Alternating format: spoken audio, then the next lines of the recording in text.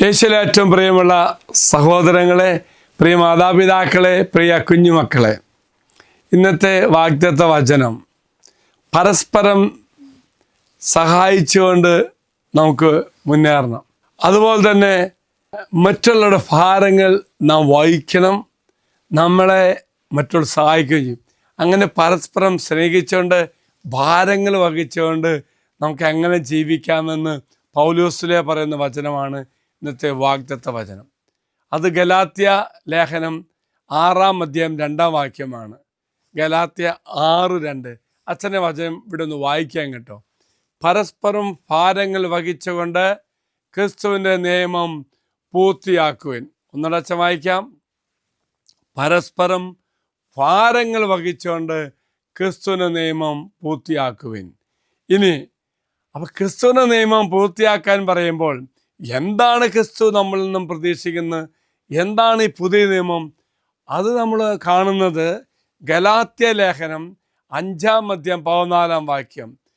നിന്നെപ്പോലെ നിന്റെ അയൽക്കാരനെ സ്നേഹിക്കുക എന്ന ഒരേ ഒരു കൽപ്പനയിൽ നിയമം മുഴുവനും അടങ്ങിയിരിക്കുന്നു.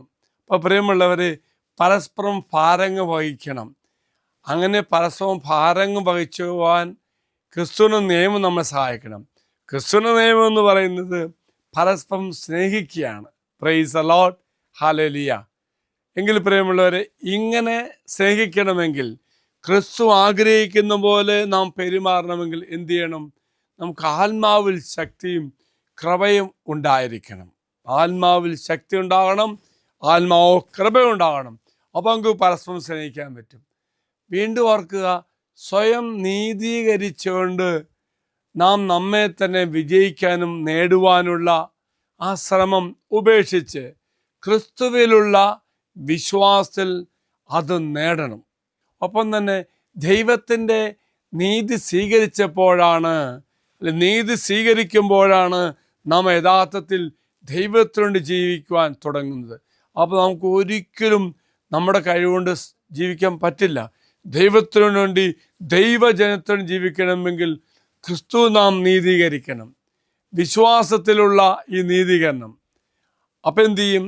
ഈ വിശ്വാസത്തിൽ നീതീകരണം നമ്മെ ദൈവത്തിന് വേണ്ടി ജീവിക്കുവാൻ നമ്മളെ പ്രാപ്തരാക്കുന്നു.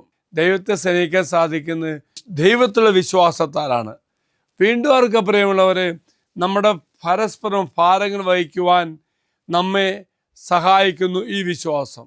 വീണ്ടും നമ്മുടെ പച്ചയായ ജീവിത യാഥാർത്ഥ്യങ്ങൾ, നമ്മുടെ ജീവിതത്തിൽ അനുഭവിക്കുന്ന ഏകാന്തത, ഗൃഹാതുരത്വ ഓർമ്മകൾ, ഉയർന്ന സമ്മർദ്ദമുള്ള ജോലി സാഹചര്യങ്ങൾ, അങ്ങനെ 100 കാര്യങ്ങൾ നാം കടന്നു പോകുമ്പോൾ സ്വാഭാവികമായിട്ടും നമുക്ക് ഭാരം അനുഭവിക്കുന്ന അവസ്ഥയുണ്ട്, ദുഃഖത്തിൻ്റെ അവസ്ഥയുണ്ട്.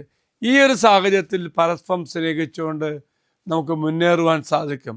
പ്രലോഭന സാഹചര്യം ഉണ്ടാവുന്നേ, പക്ഷെ പരസ്പരം സ്നേഹിച്ചുകൊണ്ട് പ്രാർത്ഥിച്ചുകൊണ്ട് മുന്നേറുമ്പോൾ അതൊക്കെ മാറ്റപ്പെട്ടിരിക്കും.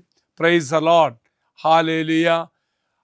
അതുപോലെ തന്നെ ഏത് പ്രലോഭന സാഹചര്യമാണെങ്കിലും അതിനൊക്കെ അതിജീവിക്കുവാൻ ഈ പ്രാർത്ഥനയും പരസ്പര സ്നേഹവും പരസ്പര അംഗീകാരവും നമ്മെ സഹായിക്കും. മറക്കരുത് പ്രിയമുള്ളവർ, നമ്മൾ ആത്മാവ് നിറഞ്ഞ് അഭിഷേകത്തിലാകുമ്പോൾ നമുക്ക് ഈശോ പഠിപ്പിച്ചത്, ഈശോ എന്നിൽ നിന്നും പ്രതീക്ഷയും ചെയ്യാനുള്ള കൃപ കിട്ടും. അതാണ് എല്ലാത്തിനും സ്നേഹിക്കുക, എല്ലാവരെയും സ്നേഹിക്കുക. അതുപോലെ പരസ്പരം ഭാരങ്ങൾ പങ്കുവെച്ചുകൊണ്ട് പരസ്പരം താങ്ങായി തണലായി ജീവിക്കാൻ നമുക്ക് സാധിക്കട്ടെ. പ്രിയമുള്ളവരെ, പ്രത്യേകിച്ച് എൻ്റെ ആവശ്യങ്ങൾ എന്നെ സഹായിക്കുന്ന വ്യക്തികളാണ് യഥാർത്ഥ അയൽക്കാരൻ, യഥാർത്ഥ എൻ്റെ സ്നേഹിതൻ. നമ്മൾ അതുപോലെ അവർക്ക് വേണ്ടി സ്നേഹിക്കണേ കേട്ടോ. അതുപോലെ നാം അവർക്ക് വേണ്ടി സ്നേഹിക്കണം, അവരെയും സ്നേഹിക്കണം. അതിന് ഏറ്റവും ആവശ്യം എന്താണ്? ആത്മാവിൻ്റെ ശക്തിയും അഭിഷേകം. അത് ധാരാളം നിങ്ങൾക്ക് ലഭിക്കട്ടെ എന്ന് പ്രാർത്ഥിക്കുന്നു. നമ്മുടെ കർത്താവായ മിശിഹായുടെ കൃപയും പിതാവായ ദൈവത്തിൻ്റെ സ്നേഹവും പരിശുദ്ധാത്മാവിൻ്റെ സഹവാസം കൊണ്ട് ഉണ്ടായിരിക്കട്ടെ, ഇപ്പോഴും എപ്പോഴും എന്നേക്കും. ആമേൻ. ഒരു നല്ല ദിവസം ആശംസിക്കുന്നു. എല്ലാവരും കർത്താവ് അനുഗ്രഹിക്കട്ടെ.